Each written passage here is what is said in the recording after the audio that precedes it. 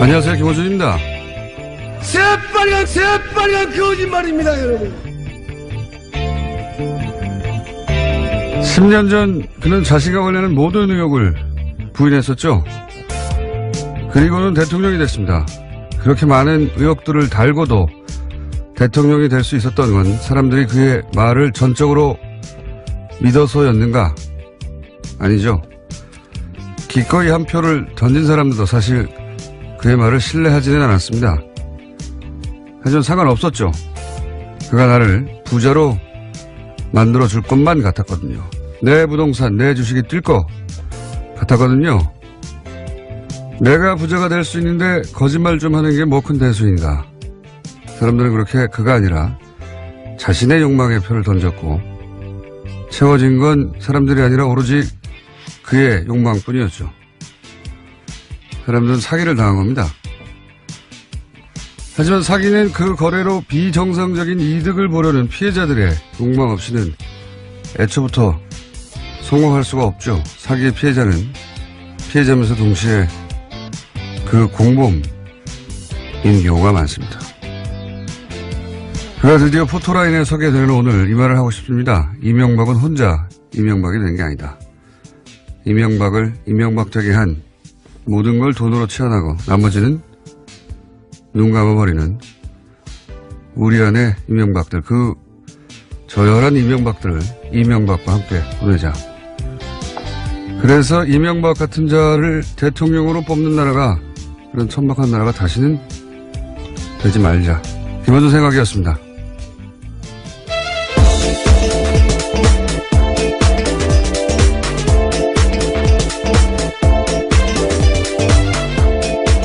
시사인의 김은지입니다. 상쾌한 아침입니다. 유달리 그렇게 느껴지네요. 예. 날도 밝은 것 같고요. 개인적으로는 대략 한 9년 전 어느 날 혼자 결심한 게 있어요. 저 사람을 내 손으로 포토라인에 세우겠다. 혼자 결심한 거긴 하지만. 작년에 다스는 누구 겁니까? 그거 시작할 때 그런 얘기를 제가 많이 들었어요. 이명박 전 대통령 너무 철두철미하고 꼼꼼해서 다 피해 나갈 것이다. 평생 피해왔는데, 그게 될 거 같냐. 그런 말들을 주변에 참 많이 들었어요. 예. 소용없으니까 딴 데 집중하라고. 그래서 더욱 이 다스는 누구 겁니까를 같이 호응하고 수많은 댓글을 써주고 SNS에 퍼나르고, 하는 분들이 고맙고 그렇습니다. 예. 왜 안 됩니까? 다 같이 하니까 되잖아요. 네. 자, 원래는 제가 포토 라인에 서게 되는 날 이 차로 그 뒤를 따라가면서 아무 말 없이 웃기만 하는 게 저의 계획이었는데, 그때는 제가 생방송 라디오를 당일날도 하고 있을 줄은 예상을 못했어요. 저한테 라디오 진행을 할 수 있게 해준 TBS 식구들이 참 원망스럽습니다. 굉장히 놀라운 반전의 이야기 뒤에 하시네요. 자, 관련 뉴스가 많죠. 예. 네, 그렇습니다. 드디어 다스는 누구 겁니까에 대한 대답을요, 이명박 전 대통령에게 검찰이 공식적으로 묻게 됩니다. 오늘 오전 9시 반 이명박 전 대통령이 서울중앙지검에 출석하는데요. 이명박 전 대통령에게 적용된 혐의는 거의 20가지 가까이 된다라고 합니다. 이 가운데 핵심은 뇌물과 횡령, 그리고 직권남용 등일 텐데요. 검찰이 파악한 이명박 전 대통령의 뇌물 혐의 액수는 100억 원이 넘는다라고 합니다. 100억 원이 이제 일반인들에게는 엄청난 금액인데, 제가 이명박 연구가로서 뇌물들 1억들 등장하고 2억들 등장하고 뭐 이렇게 다 여기저기 모아봤더니 100억이 된 거잖아요. 예.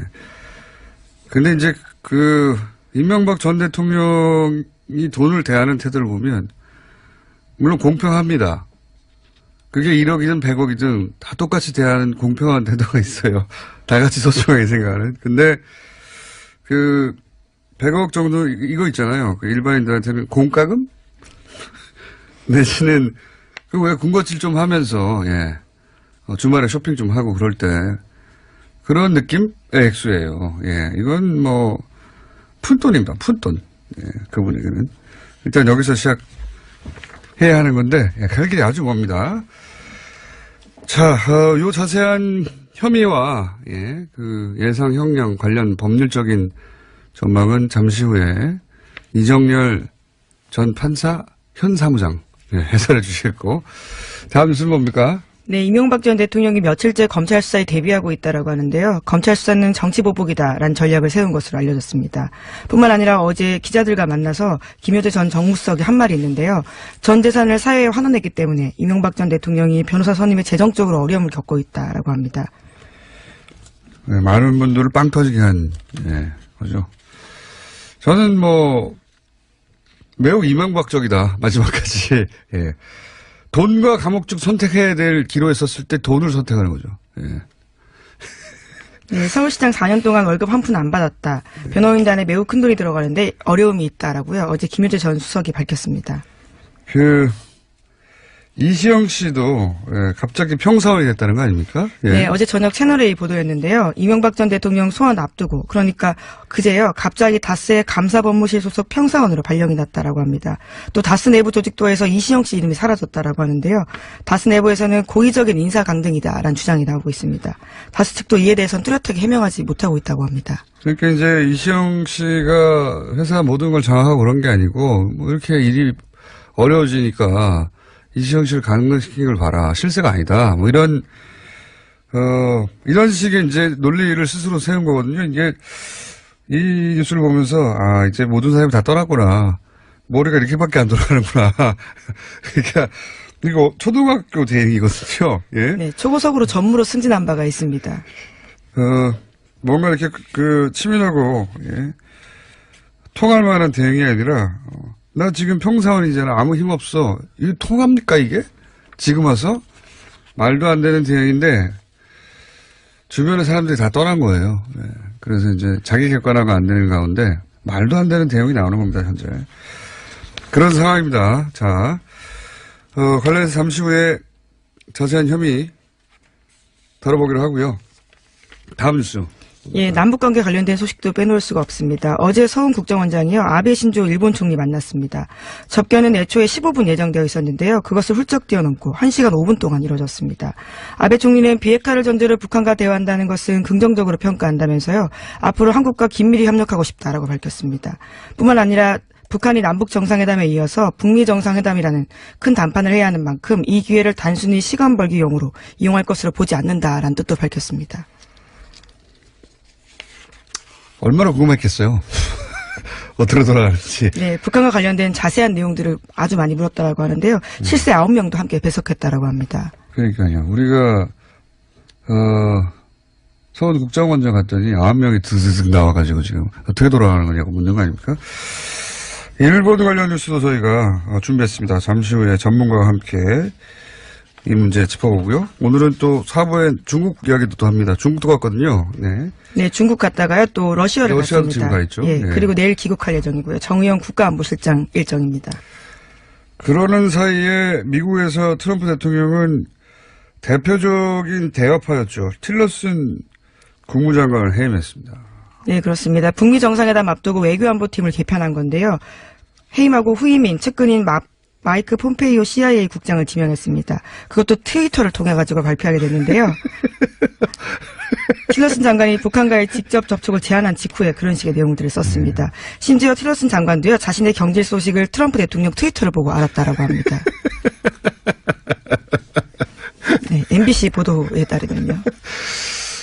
굉장히 트럼프적이에요, 모든 게. 예, 트위터로, 이 공식적인 절차가 있지 않습니까? 미국의 국무장관 엄청나게 막강한 권한을 가지고 있거든요. 예, 전 세계를 다니는 예. 거죠. 국무장관을 해임하기 위한 절차가 있죠. 트럼프 대통령 머리에는 그런 게 없어요. 자신이 결정하면 끝나는 겁니다. 예. 해고. 예, 그걸 트위터로 쓰고, 국무장관의 트위터로 그걸 보고. 근데 저는, 틸러슨 국무장관이 북미 회담이, 북미 회담을 할 것이다 라고 말하는 순간 이 틸러슨 장관을 해임할 거라고 저는 생각했어요. 왜 그랬냐면, 트럼프의 기준은 단 하나입니다. 모든 영광은 나에게. 모든 영광은. 그러니까 북미 대화 된다고 하니까 그 틸러슨 장관이 그동안 노력한 것이 결실을 맺었다. 이런 식의 분석들도 있었거든요. 꽤. 보기가 싫은 거예요. 그 보기가 싫은 것이고, 일부라도 다른 사람에게 고기가는 걸 견딜 수 없어 하는 거고요. 그래서 거꾸로 저는 이 경질이 북미 회담이 성사될 가능성이 거의 확정적이다라고 보여주는, 이제 트럼프 대통령에게 감정이입해서 세상을 보자면, 북미 회담이 이루어졌을 때 그 영광을 조금이라도 나눠 먹는 사람은 용서할 수 없어. 내가 다 먹을 거야 이거거든요. 본인이 모든 걸 지고 가겠다는 뜻으로 봐야 된다는 거죠. 그러니까 모든 건 나 때문에 일어난 일이라는 거죠. 예, 틸러슨이든 누구든 조금이라도 옆에서 그리고 미국 언론들이라든가 이런 사람들이 오랜 세월 트럼프가 그 강경 대응할 때 틸러슨이 끊임없이 대응한 덕이다. 이런 얘기가 나오는 건 견딜 수가 없는 겁니다. 네. 그래서 하는 얘기는 북미 대화가 정상회담 성사되었을 때 생각하는 거죠. 이거 딴 사람이 가져가면 안 된다고. 예. 대단히 트럼프적이고 당연한 해고라고 봅니다. 저는. 예. 그리고 거기에 거꾸로 강경파를 심어둔 거 아닙니까? 이 강경파가 이런저런 어려운 얘기할 때 본인이 다 해결하는 거죠. 예. 지구를 구하는 거죠. 매우 트럼프적인 경질이라고 봅니다. 자, 다음 순요. 네, 경찰 댓글 관련 문건이 또 나왔다고요. MBC와 경향신문이 보도했습니다. 다음 아고라, DC인사이드 같은 인터넷에 친숙한 사이트조차요. 종북 사이트로 분류했다라는 건데요. 게시글의 내용에 따라서 핵심 세력, 동조 세력, 불만 세력으로 나눠 감시했습니다. 지난 2011년 10월달 경찰청 보안과에서 작성된 문건에 따른 내용입니다. 이건 이제 단순히 댓글을 다는 걸 넘어서 경찰이 댓글을 달았다고 하는 것도 좀 충격적인 거지만 그것도 그 규모도 뭐 2천여 명 가까이 경찰 그리고 7만 명 정도의 보수단체 회원들을 활용하려고 했다는 건데 근데 이게 어떻게 하다가 문건이 나온 거냐면 그 소위 블랙팬, 레드팬 일반인 네티즌들을 상대로 끊임없이 괴롭히면서 인터넷상에서 그런 여론을 조성하지 못하게 주저앉히는 역할 그 문건이 나온 적이 있지 않습니까? 네, 그렇죠. 그 기무사 발표들을 따라서도 나온 바가 있습니다. 사이버 사령부에서도 나왔고, 예, 기무사에서도. 근데 그 문건에 이 명단을 경찰과 공유하라고 하는 데서 이 단서가 돼서 여기까지 온 거거든요.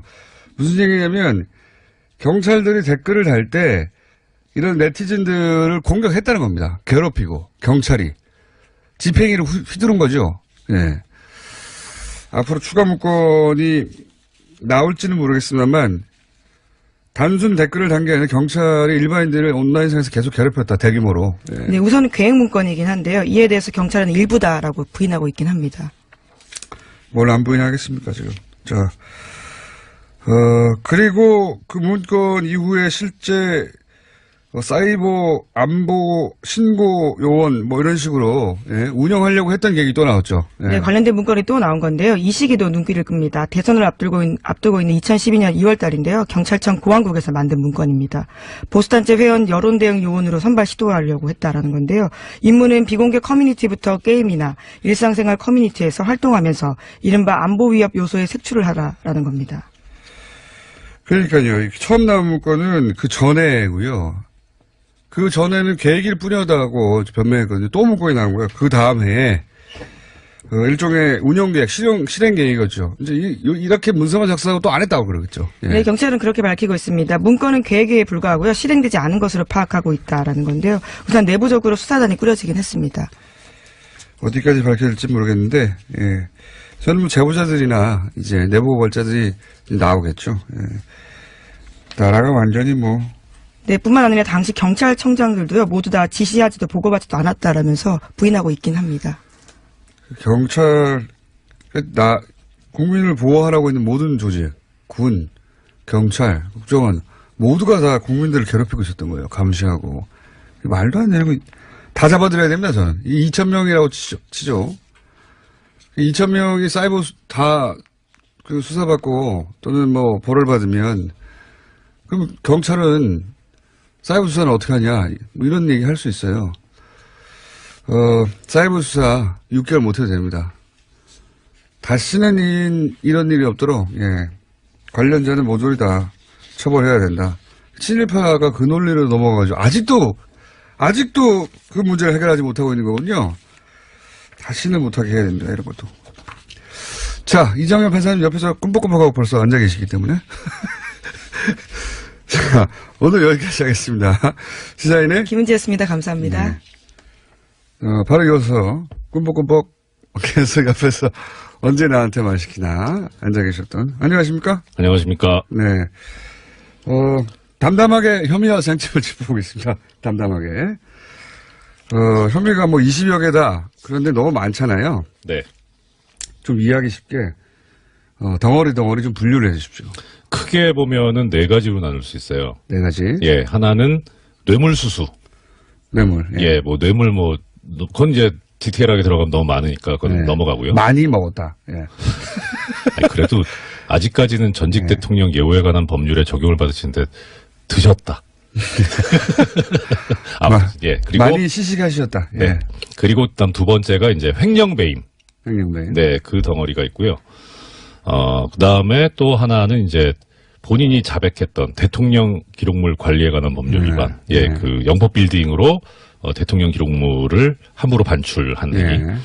이게 대체로 이렇게 큰 세 덩어리가 있고. 유형으로 따지면 크게 세 개가 있다. 그다음 이제 예. 기타. 이제 여러 가지 좀 잡스러운 것들. 크게 사실 잡스러운 범죄는 아닌데 예. 횡령배임이나 뇌물수수에 비하면 상당히 잡스러운, 뭐, 예를 들어 직권남용이라든가. 형량이 낮기 때문에. 예, 그리고 뭐, 공직선거법 위반이라든가. 공직선거법 위반이 잡스럽다니요. 이게, 제가 저기 다른 거는 무기징역까지 있는데, 예. 그리고 뭐 이제 군형법 위반이라든가. 예, 뭐 그런 것들. 그 다음에, 지금 아직까지 드러나고 있지는 않은데, 쟁점 중에 하나가 지금 다스의 실소유자가 누구냐와 관련해서 이어질 수 있는 게, 다스의 실소유자가 이명박 전 대통령으로 밝혀지는 경우에는 당연히 따라오는 게 이제 BBK거든요. 그렇죠. 그럼 이제 주가 조작을 했었던 일이 있습니다. 그게 이제 사실은 많은 사람을 이제 피눈물을 흘리게 하고 거기서부터 대중적으로 이건 뭐 큰 문제 있는 거 아니냐 이렇게 알려진 거잖아요. 그렇죠. 그게 지금 처벌 가능합니까? 일단 지금 액수에 따라 달라질 수 있는데요. 액수가 얼마냐에 따라 법에 정해진 형이 달라집니다. 제 말은 공소시효. 그러니까요. 예. 그러니까 천억대 피해자 이렇게 얘기하거든요. 예, 아직 그 부분에 관해서 명확하게 나온 것도 없고 그래서 그렇기는 한데 액수가 상당히 많게 되면은 최대 무기징역까지 가능하거든요, 이게. 그 무기징역이 되게 되면은 일단은 지금 현재 그 상으로는 공소시효가 무기징역에 해당하면은 공소시효가 15년이에요. 15년. 예. 그런데 2007년 12월 21일 날 이게 15년이 됐고 그 전 규정에 의하면은 10년이었거든요. 그러니까 지금 퇴임한 지 이제 5년이 좀 넘었잖아요. 그리고 중간에 이제 대통령으로 재직했던 기간 5년이 있습니다. 여기는 이제 헌법 규정에 의해서 공소시효가 정지가 돼요.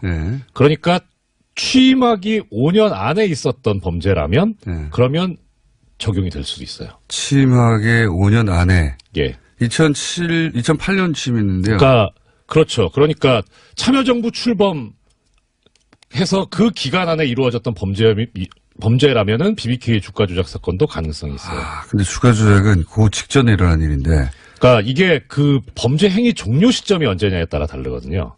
140억을 돌려받을 때까지 계속 이어지는 거 아닙니까? 그거는 좀 다릅니다. 그건 그러니까 달라요? 주가 조작이 아니고 그 140억을 돌려받은 거 아까 말씀드렸던 직권남용 그 부분에 관련이 있는 거죠. 아슬아슬하네요.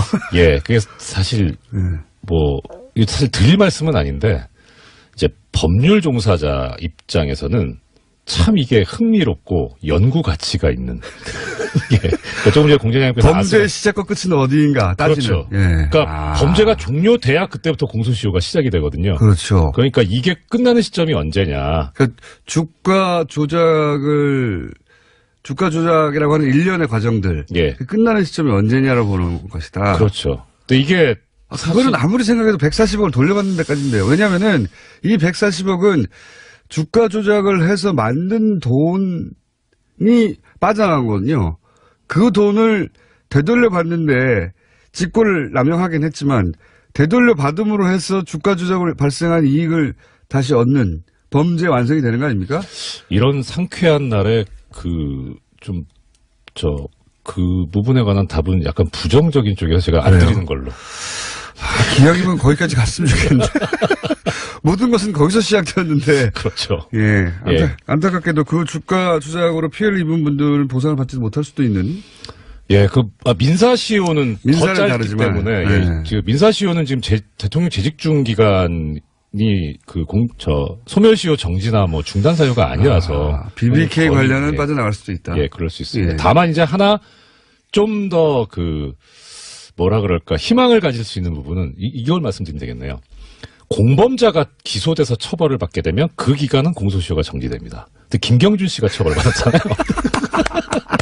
그러니까 이게 여러 가지 지금 복합적인 사유가 있어요. 이거 그 연구 사례네요. 네. 이렇게까지 복잡한 사례가 별로 없죠. 저는 아직 못 봤습니다. 그렇구나. 잘 연구해 주시고 다음 시간에 BBK는 가능한가? 주가 예. 조작은 가능한가? 네. 이 BBK 사건 안에 이명박 전 대통령이 할 수 있는 모든 기술이 다 들어가 있거든요, 여기에. 그렇죠. 정확한 표현인지 모르겠는데 펀더멘탈이죠. 모든 기술이 총 집결돼 있어요, 여기 보면. 예. 그 이유는 그것의 반복일 뿐이었다. 예, 이렇게 말할 수 있거든요. 자, 그렇고요. 지금 총 한 20여 가지 된다고 하는데 이제 크게 나누면 3가지 정도 되는 거고요. 그러니까 기타까지 4가지. 기타. 네. 기타는 다른 사람들은 많습니다. 보통 네. 그 기타의 한두 건으로 이제 그것만 해도 지금 실형 선고사안이 네, 있는데. 기타는 다루지 않기로 하겠습니다. 다루지 않겠고 가장 큰 덩어리. 예. 네, 오늘은 간략한 정리니까 사실 후토라인 쓰고 나면 뉴스가 더 많이 나오거든요, 이제. 예, 하나 애청자 여러분들께 참고로 말씀드리고 싶은 거는 지금 공장장님하고 나누는 대화에 들어가 있는 혐의 중에 사자방은 빠져 있습니다. 그렇죠. 예. 그게 가장 큰 문제죠. 이건 제가 항상 드리지만 용돈 수준이고요, 이건. 용돈. 그때그때 공과금, 전기세 얼마야 할 때 이게 그 정도 느낌이군요, 일반인들한테. 예? 차비, 뭐 이런 느낌이고. 실제 이분이 이제, 배부르다. 하는 느낌의 것들은 저 해외에 다 있어요. 선거 기간 중에 광고 나왔지만 항상 배고픕니다라고 하지 않으셨나요? 그러신 것 같긴 해요. 네, 정신적으로 항상 배고파서 크게 많이 드신 게 아닌가 싶은데, 여하간 큰 덩어리는 아직 시작되지 진짜 덩어리. 네. 진짜 덩어리는 시작되지 않았고, 일단 용돈들이 잡힌 건데, 예. 요 중에서 제일 큰 거는 뭡니까? 뇌물수수가 제일 큽니다. 그러니까 법정형 자체가 아까 잠깐 횡령배임도 크다고 말씀드렸었는데 횡령배임 같은 경우에는 가장 높은 형이 무기징역이긴 하지만 가장 낮은 형이 5년 이상의 징역이거든요. 근데 뇌물수수는 10년 이상의 징역이에요. 일단 시작부터가. 그렇죠. 네. 그러니까 뇌물수수가 법정형, 형량을 정하는 가장 큰 기준이 됩니다. 스타트 라인이 굉장히 높네요. 예, 높습니다. 근데 지금 액수가 10년 이상으로 지금 출발하실 액수 아닙니까? 네, 그렇죠. 예. 빨리 가시겠네요. 스타트 라인. 일단 형량 문제를 약간만 말씀을 드리자면 저번에도 잠깐 말씀드렸는데 이게 이분 자료가 많아 어디서 찾아야 될지 모르겠어요. 일단 네. 우리나라 지금 양형위원회 양형 기준에 의하면 뇌물수수 같은 경우에 1,000만 원부터 이제 형량을 쭉쭉 정해놓고 있는데 5억 원 이상, 그러니까 6단계로 정해져 놓고 있어요. 근데 가장 높은 걸 5억 원 이상 받은 걸로 보고 있거든요. 하여튼 그건 그렇고 5억 원 이상을 받게 되면 기본 형량이 9년에서 12년 사이예요. 그러니까 1년 정도는 약간 낮춰줄 여지도 있다라는 거죠. 근데 거기서 이제 도저히 정상에 참작할 요소가 없다. 오히려 더 올려야 되겠다라고 하면 이제 기본이 11년이 되는 거예요. 11년. 예. 네. 그러니까 출발 지점에. 그렇죠. 저번에 한번 공장님께서도 말씀하셨는데 이 깎을 요소는 전혀 없고, 예, 깎을 요소 중에 이제 가장 전형적인 게 말씀드렸던 대로 진지한 반성, 그다음에 정과 없는 거, 정과도 많으시고, 예, 해당 사항이 없으시고, 정과 진지한 반성은 절대 없으시고, 아직도 정치 보복이라고 하고 있으니까요. 심경의 변화가 일어나서 개과천선하실 수도 있는데 그런 일은 절대 없습니다. 저도 없다는 쪽에, 제로예요, 제로. 네. 그분의 평생을 걸쳐서 그런 일이 일어나지 않았습니다. 그분은 절대로 그러한 삶을 살아오지 않으셨죠. 그러니까요. 네. 그 반성이나 이런 건 절대 기대할 수 없고요. 그리고 올릴 요소는 이제 전에 말씀드렸던 대로 3급 이상 공무원이고 적극적으로 요구했고 2년 이상 장기간 뇌물을 수수했고 그다음에 뇌물을 받고 부정처사라 그래가지고 잘못된 실제, 일도 하고 예. 실제 실행하였다. 예. 네. 그러니까 이런 참여해줬다 뭐 이런 거. 그렇죠. 네. 이런 것들이 쭈루룩 있기 때문에 올릴 요소밖에 없어요, 사실. 그렇군요. 네. 그러면 기댈 때는 어딥니까 이분이? 일단은 유죄가 인정되는 순간 상당히 위험해지기 때문에 결국은 무죄 주장을 할 수밖에 없고 무죄 주장도 지금 객관적인 증거가 영포빌딩 지하에서 너무 많이 나왔다는 거거든요. 그래서 그 측근들도 결국은 진술을 뒤집을 수밖에 없는 상황이었다라는 게 검찰 쪽 이야기더라고요. 네, 검찰만 갔다 오면 연락이 아무도 안 됐다잖아요. 네. 네. 그러니까 자기들도 나름 어떻게 좀 방어를 하고 보호를 하려고 갔는데 보니까 너무 명백하기 때문에 그리고 오히려, 예. 본인들이 들었던 해명과 너무 다른 이야기, 그러니까 계속 제가 주장해왔지만 가장 가까운 참모들한테도 거짓말하기 때문에 참모들이 거기 가서 봤더니 이거 아니네? 10분 순간 떨어져 나가는 거예요. 큰일 나겠다라도. 예. 다 도망갔어요. 그 관련해가지고 지금 변호인단에 일부 몇 분 참여하셨는데 한 2달이 걸쳐서 들었는데요. 지금 변호인단이 가장 크게 준비하고 있는 게 뭐냐면 보통은 이제 변호인단이 구성이 되면은 검찰의 예상 질문이 무엇이고 거기에 대해서 어떻게 답변을 할 것이며 어떻게 방어를 할 것인가. 그렇죠. 네. 그러니까 진실이 무엇이고 그걸 놓고 우리가 어떻게 방어할 것인가. 네. 이런 걸 연구를 해야 되는데 의뢰인의 말이 정말 진짜일까. 이거부터 지금 고민해야 되기 때문에 최근에 상당히 극한 직업이 아닌가. 제가 여기 뉴스공장에서도 몇 번 얘기했지만 변호사들이 가장 싫어하는 의뢰인이죠. 예. 왜냐하면 일단 내가 들은 얘기가 진짜인가부터 고민해야 되기 때문에. 그러니까요. 예. 보통 그걸 공유하고 같이 전략을 짜잖아요. 아, 내가 사실 거짓말 했는데 이거 방어 전략 세워야 된다. 이거 변호인하고 의논하거든요. 그렇죠. 근데 변호인부터 속이기 때문에 변호인들이 이게 진짜일까 그걸 고민하고 있다는 이야기를 들으셨다고요? 예. 이것도 관련된 소식으로 이 변호인 측에서 그 이제 MB 쪽에서 그런 얘기 했다는 거잖아요. 저기 돈이 없어서 변호사 선임 못 하고 있다. 근데 이제 반대쪽에서 아마 김효재 전문수석이 얘기했던 것 같은데요. 그 변호사들이 시간당 90만 원 요구하고 1년 재판한테 100억을 요구를 한다. 그래서 그 정도는 돈이 없다. 그래서 이제 변호사비를 댈 돈이 없다 이런 얘기를 했다는 건데 사실 이쪽 바닥에서 경력 20년 차가 넘으면요. 자문료가 시간당 70만 원이거든요. 그러니까 지금 시간당 90만 원을 얘기했다는 거는 두 가지로 해석이 가능해요. 하나는 그만큼 이 사건이 어렵다. 좋게 보면. 근데 제대로 보면 비싸게 불러서 이거 하기 싫으니까 나한테 오지 마세요. 아예 비싸게 불러서 선임을 못하게. 예. 저 뒤쪽에 더 무게가 있다. 알겠습니다. 오늘은 여기까지 하고 제가 보기에는 형량 이런 거 말고 그런 소식 좀 전해오세요. 어디 물어다 주십시오. 하나 있는데 시간이 모자라네요. 짧게 해주세요 그러면. 양형위원회 소식이 하나 있습니다. 양형위원회요? 예. 네. 그러니까 지금 이재용 피고인도 그렇고 최순실 피고인도 그렇고 이게 형이 너무 센 거 아니냐? 낮은 거 아니냐? 낮은 거 아니냐? 그러니까 지금 뭐가 문제냐면 아까 말씀드렸다시피 이 뇌물수수 같은 경우에 빨리 해야 되는데 뇌물수수 같은 경우에 6단계인데 네.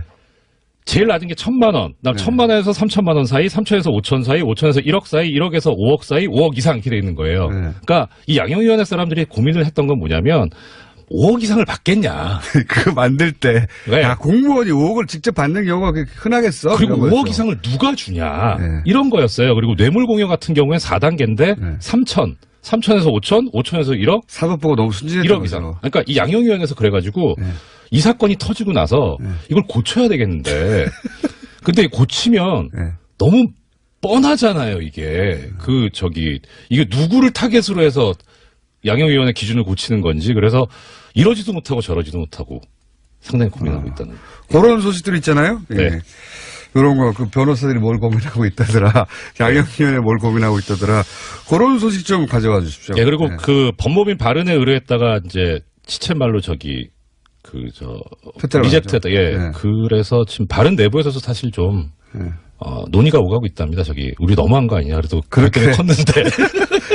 그래서 수뇌부와 소장 변호사님들 사이에 또 지금 견해가 갈렸죠. 이명박 전 대통령 덕분에 컸죠, 당연히. 그렇죠. 그건 맞습니다. 5년 내내. 하지만 이제는 버리는 거죠. 예. 원래 그랬어야죠. 여기까지 하겠습니다. 이정열 전 판사였습니다. 감사합니다. 고맙습니다. 이명박 전 대통령이 돈을 대하는 태도를 보면 물론 공평합니다. 그게 1억이든 100억이든 다 똑같이 대하는 공평한 태도가 있어요. 다 같이 소중하게 생각하는. 근데 100억 정도 이거 있잖아요. 일반인들한테는 공과금? 내지는 왜 군것질 좀 하면서 주말에 쇼핑 좀 하고 그럴 때 그런 느낌의 액수예요. 이건 뭐 푼돈입니다. 푼돈. 그분에게는 일단 여기서 시작해야 하는 건데 갈 길이 아주 멉니다. 자, 요 자세한 혐의와 그 예상 형량 관련 법률적인 전망은 잠시 후에 이정열 전 판사 현 사무장 해설해 주시겠고, 다음 뉴스는 뭡니까? 네, 이명박 전 대통령이 며칠째 검찰 수사에 대비하고 있다라고 하는데요. 검찰 수사는 정치 보복이다라는 전략을 세운 것으로 알려졌습니다. 뿐만 아니라 어제 기자들과 만나서 김효재 전 정무수석이 한 말이 있는데요. 전 재산을 사회에 환원했기 때문에 이명박 전 대통령이 변호사 선임에 재정적으로 어려움을 겪고 있다라고 합니다. 네, 많은 분들을 빵 터지게 한 거죠. 저는 매우 이명박적이다. 마지막까지. 돈과 감옥 중 선택해야 될 기로에 섰을 때 돈을 선택하는 거죠. 네, 서울시장 4년 동안 월급 한 푼 안 받았다. 변호인단에 매우 큰 돈이 들어가는데 어려움이 있다라고요. 어제 김효재 전 수석이 밝혔습니다. 이시영 씨도 갑자기 평사원이 됐다는 거 아닙니까? 네, 어제 저녁 채널A 보도였는데요. 이명박 전 대통령 소환 앞두고, 그러니까 그제요, 갑자기 다스의 감사법무실 소속 평사원으로 발령이 났다라고 합니다. 또 다스 내부 조직도에서 이시영 씨 이름이 사라졌다라고 하는데요. 다스 내부에서는 고의적인 인사 강등이다라는 주장이 나오고 있습니다. 다스 측도 이에 대해서는 뚜렷하게 해명하지 못하고 있다고 합니다. 그러니까 이제 이시영 씨가 회사 모든 걸 장악하고 그런 게 아니고 이렇게 일이 어려워지니까 이시영 씨를 강등시킨 걸 봐라. 안보팀을 개편한 건데요. 해임하고 후임인 측근인 마이크 폼페이오 CIA 국장을 지명했습니다. 그것도 트위터를 통해 가지고 발표하게 됐는데요. 틸러슨 장관이 북한과의 직접 접촉을 제안한 직후에 그런 식의 내용들을 썼습니다. 심지어 틸러슨 장관도요, 자신의 경질 소식을 트럼프 대통령 트위터를 보고 알았다라고 합니다. 네, MBC 보도에 따르면요. 굉장히 트럼프적이에요, 모든 게. 트위터로, 이 공식적인 절차가 있지 않습니까? 미국의 국무장관 엄청나게 막강한 권한을 가지고 있거든요. 전 세계를 다니는 거죠. 국무장관을 해임하기 위한 절차가 있죠. 트럼프 대통령 머리에는 그런 게 없어요. 자신이 결정하면 끝나는 겁니다. 해고. 그걸 트위터로 쓰고, 국무장관의 트위터로 그걸 보고. 근데 저는, 틸러슨 국무장관이 북미 회담을 할 것이다 라고 말하는 순간 이 틸러슨 장관을 해임할 거라고 저는 생각했어요. 왜 그랬냐면 트럼프의 기준은 단 하나입니다. 모든 영광은 나에게. 모든 영광은. 그러니까 북미 대화 된다고 하니까 그 틸러슨 장관이 그동안 노력한 것이 결실을 맺었다. 이런 식의 분석들도 있었거든요. 꽤 보기가 싫은 거예요. 그 보기가 싫은 것이고 일부라도 다른 사람에게 고객하는 걸 견딜 수 없어 하는 거고요. 그래서 거꾸로 저는 이 경질이 북미 회담이 성사될 가능성이 거의 확정적이다라고 보여주는 이제 트럼프 대통령에게 감정이입해서 세상을 보자면, 북미 회담이 이루어졌을 때 그 영광을 조금이라도 나눠 먹는 사람은 용서할 수 없어. 내가 다 먹을 거야, 이거거든요. 본인이 모든 걸 지고 가겠다는 뜻으로 봐야 된다는 거죠. 그러니까, 모든 건 나 때문에. 날도 밝은 것 같고요. 개인적으로는 대략 한 9년 전 어느 날 혼자 결심한 게 있어요. 저 사람을 내 손으로 포토라인에 세우겠다. 혼자 결심한 거긴 하지만. 작년에 다스는 누구 겁니까? 그거 시작할 때 그런 얘기를 제가 많이 들었어요. 이명박 전 대통령 너무 철두철미하고 꼼꼼해서 다 피해 나갈 것이다. 평생 피해왔는데, 그게 될 거 같냐? 그런 말들을 주변에 참 많이 들었어요. 소용없으니까 딴 데 집중하라고. 그래서 더욱 이 다스는 누구 겁니까를 같이 호응하고 수많은 댓글을 써주고 SNS에 퍼나르고 하는 분들이 고맙고 그렇습니다. 예. 왜 안 됩니까? 다 같이 하니까 되잖아요. 예. 자, 원래는 제가 포토 라인에 서게 되는 날 이 차로 그 뒤를 따라가면서 아무 말 없이 웃기만 하는 게 저의 계획이었는데, 그때는 제가 생방송 라디오를 당일날도 하고 있을 줄은 예상을 못했어요. 저한테 라디오 진행을 할 수 있게 해준 TBS 식구들이 참 원망스럽습니다. 굉장히 놀라운 반전의 이야기 뒤에 하시네요. 자, 관련 뉴스가 많죠. 예. 네, 그렇습니다. 드디어 다스는 누구 겁니까?에 대한 대답을요, 이명박 전 대통령에게 검찰이 공식적으로 묻게 됩니다. 오늘 오전 9시 반 이명박 전 대통령이 서울중앙지검에 출석하는데요. 이명박 전 대통령에게 적용된 혐의는 거의 20가지 가까이 된다라고 합니다. 이 가운데 핵심은 뇌물과 횡령, 그리고 직권남용 등일 텐데요. 검찰이 파악한 이명박 전 대통령의 뇌물 혐의 액수는 100억 원이 넘는다라고 합니다. 100억 원이 이제 일반인들에게는 엄청난 금액인데, 제가, 이명박 연구가로서, 뇌물도 1억들 등장하고 2억들 등장하고, 이렇게 다 여기저기 모아봤더니 100억이 된 거잖아요. 예. 근데 이제, 안녕하세요. 김호준입니다. 새빨간 거짓말입니다, 여러분. 10년 전 그는 자신과 관련한 모든 의혹을 부인했었죠. 그리고는 대통령이 됐습니다. 그렇게 많은 의혹들을 달고도 대통령이 될 수 있었던 건 사람들이 그의 말을 전적으로 믿어서였는가? 아니죠. 기꺼이 한 표를 던진 사람들도 사실 그의 말을 신뢰하지는 않았습니다. 하지만 상관없었죠. 그가 나를 부자로 만들어줄 것만 같았거든요. 내 부동산, 내 주식이 뛸 것 같았거든요. 내가 부자가 될 수 있는데 거짓말 좀 하는 게 뭐 큰 대수인가. 사람들은 그렇게 그가 아니라 자신의 욕망에 표를 던졌고, 채워진 건 사람들이 아니라 오로지 그의 욕망뿐이었죠. 사람들은 사기를 당한 겁니다. 하지만 사기는 그 거래로 비정상적인 이득을 보려는 피해자들의 욕망 없이는 애초부터 성공할 수가 없죠. 사기의 피해자는 피해자면서 동시에 그 공범인 경우가 많습니다. 그가 드디어 포토라인에 서게 되는 오늘 이 말을 하고 싶습니다. 이명박은 혼자 이명박이 된 게 아니다. 이명박을 이명박 되게 한 모든 걸 돈으로 채워나고 나머지는 눈 감아버리는 우리 안의 이명박들, 그 저열한 이명박들을 이명박과 함께 보내자. 그래서 이명박 같은 자를 대통령으로 뽑는 나라가, 그런 천박한 나라가 다시는 되지 말자. 김원준 생각이었습니다.